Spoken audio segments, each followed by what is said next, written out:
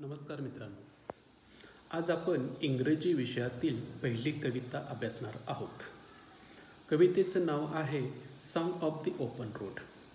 Walt Whitman ह्या एका महान इंग्रजी कवीनं ही कविता लिहिलेली आहे.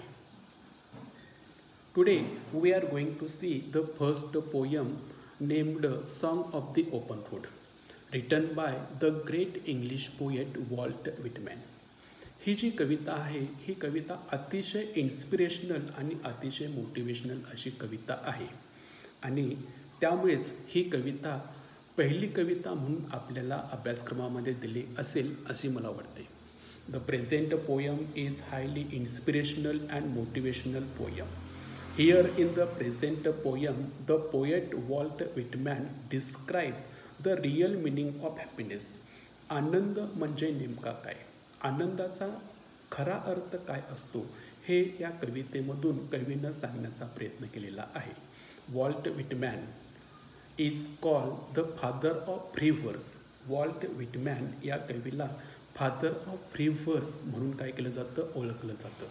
फ्री वर्स, फ्री वर्स म्हणजे मुक्तछंद. मुक्तछंद म्हणजे काय किंवा फ्री वर्स ही जी कविता म्हणजे नेमकी काय असते हे आपण गेल्या वर्षी 11वीला अभ्यासलेलं आहोत. फ्री वर्स म्हणजे काय की फ्री वर्स हा कवितेचा एक प्रकार आहे की जिथं कवी आपले विचार, आपल्या भावना, आपल्या कल्पना अतिशय मुक्तपणे कवितेच्या कोणत्याही नियमांचं पालन न करता काय करत असतो, मांडत असतो. फ्री वर्स is a one form of A poem in which the poet describes his ideas, emotions, thoughts and feelings very freely without following any rules of the poem. And you know very well, in free verse there are no place to rhyming words and rhyme scheme. आणि जसं की तुम्हाला माहिती आहे की free वर्स या कविता प्रकारामध्ये कोणत्याही प्रकारचे रायमिंग वर्ड्स किंवा राईम स्कीमचा अजिबात समावेश नसतो. कोणत्याही प्रकारच्या कवितेच्या नियमांचं पालन फ्री वर्स, मुक्त छंद या कविता प्रकारामध्ये अजिबात केलं जात नाही. कवितेचा एक पॅटर्न ठरलेला असतो. उदाहरणार्थ कवितेमध्ये रायमिंग वर्ड्स असतात, राईम स्कीम असते, एक करेक्ट प्रोज ऑर्डर असतो. ह्या सर्व पॅटर्नना फ्री वर्स या कवितेमध्ये अजिबात स्थान नसतं. The poet describes his ideas very freely. अतिशय मुक्तपणे कवी आपले विचार फ्री वर्स या कवितामध्ये काय करत असतो, मांडत असतो. तर चला तर मग आपण पहिली कविता song of the open road ही काय करूया, अभ्यासूया. Now let's see the first poem song of the open road line by line. Okay, in the first line of the poem the poet says that a foot and light hearted I take to the open road. पहिल्या लाईनमध्ये कवी काय सांगतो, a foot and light hearted. A foot एक पाऊल, light hearted हलक्या मनाने, I take to the open road. Open road मोकळा रस्ता. A foot and light hearted I take to the open road. एक पाऊल अतिशय हलक्या मनानं मी माझ्यासमोर जो काय स्वच्छंदी रस्ता आहे, मोकळा रस्ता आहे, त्या मोकळ्या रस्त्यावरती काय करत आहे, टाकत आहे. आता ओपन रोड, ओपन रोड म्हणजे काय, रोड ऑफ द लाईफ. जीवनाचा प्रवास आपण ज्या रस्त्याने करत असतो त्या रस्त्याला इथं ओपन रोड म्हटलेलं आहे. आणि ह्या ओपन रोडवरती एक पाऊल अतिशय हलक्या मनाने मी काय करत आहे, टाकत आहे. आणि माझ्यासमोरचा जो काही रस्ता आहे तो रस्ता नेमका कसा आहे ते दुसऱ्या लाईनमध्ये कवीनं आपल्याला सांगितलेलं आहे. तर बघा, healthy free the world before me.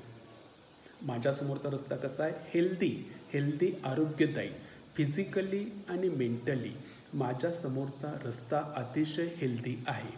Free मुक्त, there are no obstacle on this open road. ह्या मोकळ्या रस्त्यावरती कोणत्याही प्रकारच्या ऑब्स्टॅकल्स, कोणत्याही प्रकारच्या डिफिकल्टीज मला दिसत नाहीत. द वर्ल्ड बिफोर मी, माझ्यासमोरचा जो काही रस्ता आहे तो रस्ता हेल्दी, अतिशय आरोग्यदायी आणि अतिशय फ्री म्हणजे कोणत्याही प्रकारच्या अडचणी नसणारा असा माझ्यासमोरचा जो काय आहे रस्ता आहे.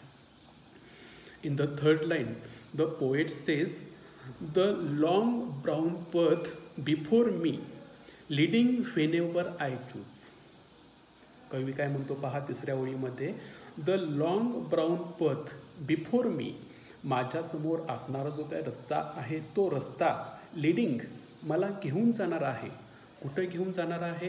व्हेनेवर आय चूज, मला ज्या दिशेला जायचं आहे, मला ज्या दिशेनं प्रवास करायचा आहे त्या दिशेला तो रस्ता मला काय करणार आहे? घेऊन जाणार आहे. म्हणजे अतिशय स्वच्छंदी असा माझ्यासमोरचा काय आहे? मोकळा रस्ता आहे.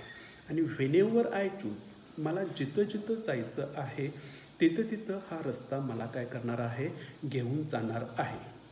Henceforth I ask no good fortune, I myself am good fortune. Here the poet says henceforth, henceforth therefore, म्हणूनच I ask no good fortune, good fortune good luck, I ask no good fortune, देवाजवळ मी कुठल्याही प्रकारची good लकची अपेक्षा करत नाही. का करत नाही? Because I myself am good fortune, because according to the poet I am the one of the most luckiest person of the world. कवीच्या मते मी ह्या जगातील सर्वात काय आहे? लकीएस्ट पर्सन आहे. आणि त्यामुळं मला आता देवाकडून कुठल्याही गुडलकची अजिबात अपेक्षा नाही. Henceforth I whimper no more, whimper complaints, तक्रार करणे. कवी पुढे काय म्हणतो? Henceforth I whimper no more, आणि म्हणूनच मी आता कुठल्याही प्रकारची तक्रार, कुठल्याही प्रकारची काकू अजिबात करणार नाही. पोस्टपोन नो मोवर, पोस्टपोन पुढं ढकलणे, एखादी गोष्ट पुढं ढकलणे. कवी काय म्हणतो? पोस्टपोन नो मोवर, मी कोणतीही गोष्ट पोस्टपोन करणार नाही, पुढं ढकलणार नाही. बी वाईज विथ युअर टाईम, तुम्ही तुमच्या वेळेशी प्रामाणिक असलं पाहिजे. यू नो अपॉर्च्युनिटी नेवर नॉक्स दी डोअर, संधी पुन्हा कधीही दरवाजा ठोकवत नाही. त्यामुळं आपण आपल्या वेळेशी काय असलं पाहिजे? प्रामाणिक असलं पाहिजे. पोस्टपोन नो मोवर, कोणतीही गोष्ट तुम्ही आयुष्यामध्ये पुढं ढकलू नका. आजचं काम तुम्ही काय केलं पाहिजे? आजच केलं पाहिजे. आणि कवीसुद्धा काय म्हणतो? पोस्टपोन नो मोवर, मी कुठलंही काम पुढं ढकलणार नाही. नीड नथिंग, आणि पुढं काय म्हणतो कवी? Need nothing, I do not need anything more, आता मला कुठल्याही गोष्टीची अपेक्षा नाही. माझ्याकडे जे आहे त्याच्याशी मी काय आहे? समाधानी आहे. नाव आय नीड एनी मोर, मला आता कुठल्याही गोष्टीची अपेक्षा नाही. Done with indoor complaints. Next the poet says done with indoor complaints. Indoor complaint, घरामध्ये जे काय आपली छोटी मोठी भावंडामध्ये भांडणं होतात त्या भांडणांना इथं काय म्हटलेलं आहे? Indoor complaints. Done with indoor complaints, घरातील छोट्या मोठ्या भांडणांना मी आता पकलेलो आहे, मला त्याचा आता वैताग आलेला आहे. क्युरॉलस क्रिटिसिझम, क्युरॉलस क्रिटिसिझम, मी आता कुणाच्याही विरोधात बोलणार नाही, कुणाच्याही विरोधात मी टीका करणार नाही. आता मी इथून पुढं कुठल्याही वैयक्तिक व्यक्तीवरती टीका टिप्पणी अजिबात करणार नाही. Strong and content. I travel the open road, I travel the open road, माझ्यासमोरचा जो काय मोकळा रस्ता आहे त्या मोकळ्या रस्त्यावर तुम्ही प्रवास करणारा आहे. कसा करणारा आहे? स्ट्रॉंग अँड कंटेंट, अतिशय मजबूतीनं आणि अतिशय कंटेंट म्हणजे सॅटिस्फाय, समाधानानं मी माझ्यासमोर असणाऱ्या मोकळ्या रस्त्यावरनं काय करणार आहे? प्रवास करणार आहे. The earth that is sufficient, आणि माझ्यासाठी द अर्थ, ही जी काय पृथ्वी आहे ही पृथ्वीच काय आहे? सफिशियंट आहे, समाधानी आहे. Next, I do not want the constellation anymore. Constellations influence group of people, influential group of people, जे काही हुशार लोक असतात त्या हुशार लोकांचा समूह, कॉन्स्टलेशन्स. कवी काय म्हणतो? I do not want constellations any nearer आता माझ्याजवळ हुशार लोकांच्या समूहांची अजिबात गरज नाही किंवा मला हुशार लोकांची अजिबात गरज नाही. I do not want the constellations any nearer. मला माझ्याजवळ कुठल्याही हुशार पंडित लोकांची अजिबात आवश्यकता नाही. का? I know they are very well where they are. They are very well where they are. ती लोक जिथं आहेत तिथंच काय आहेत, योग्य आहेत. ती माझ्याजवळ असणं गरजेचं नाहीत. I know they are very well where they are. ती लोक जिथं आहेत तिथंच काय करतात, ते सूट करतात. उदाहरणार्थ चंद्र आणि तारे. चंद्र आणि तारे हे आकाशामध्येच काय करतात, सूट करतात. त्या पद्धतीनंच हुशार लोक जिथं आहेत तिथंच ते काय आहेत, सूट करतात. I know they suffice for those who belong to them. आणि हुशार लोकांची जी काय हुशारी आहे त्या हुशारीला ते काय करतात, डिझर्व करतात, असं कवी काय करतो, पुढं सांगतो.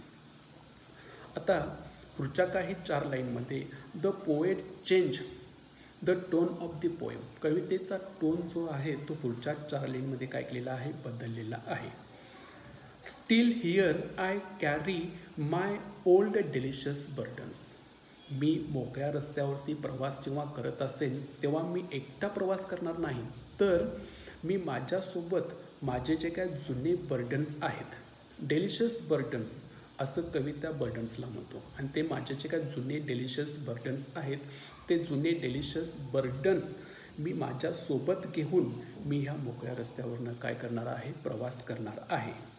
I carry them. मी ते सगळे बर्डन्स माझ्यासोबत कॅरी करणार आहे. Men and women I carry them with me whenever I go. Whenever I go. जिथं जिथं मी जाईन तिथं सर्वत्र मी माझे जे काही बर्डन्स आहेत ते बर्डन्स काय करणार आहेत, माझ्यासोबत घेऊन फिरणार आहे. I swear it is impossible for me to get rid of them.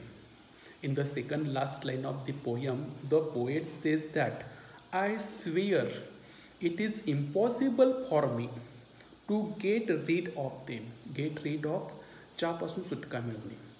आणि मला माझ्या बर्डनपासून सुटका मिळवणं हे अतिशय अशक्य आहे असं मी शपथपूर्वक सांगतो. आणि म्हणून मी जिथं जाईन तिथं माझ्यासोबत मी माझे बर्डन काय करणार आहे, सोबत घेऊन जाणार आहे. I am filled with them.